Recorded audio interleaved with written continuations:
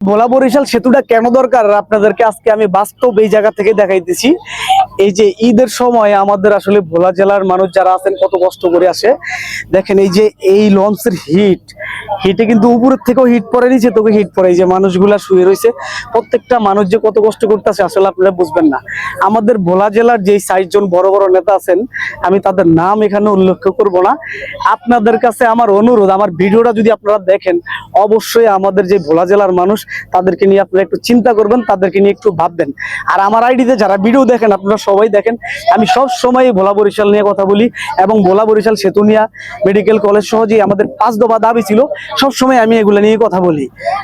এবং আজকে আমি এখানে এই লঞ্চের উপরে এখানে আসছি হলো 10 মিনিট, আমি টিকতে পারতেছি না। এই যে যারা আছে সকাল থেকেই প্রত্যেকটা মানুষ এই যে বাড়িটারে ঘাম দিয়ে কি করছে, অবস্থা খুবই খারাপ। এভাবে প্রত্যেকটা লোকই এরকম কষ্ট করে যাচ্ছে। যদি আমাদের ভোলার সাথে বরিশালের একটা স্থলপথ বা ব্রিজের একটা সংযোগ থাকতো, হয়তো আজকের মানুষগুলো এত কষ্ট করতো না।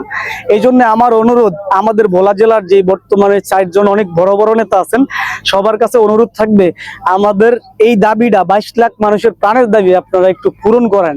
আমাদের ভোলার সাথে বাংলাদেশের সাথে একটা স্থলপথের একটা সংযোগ করেন আপনারা।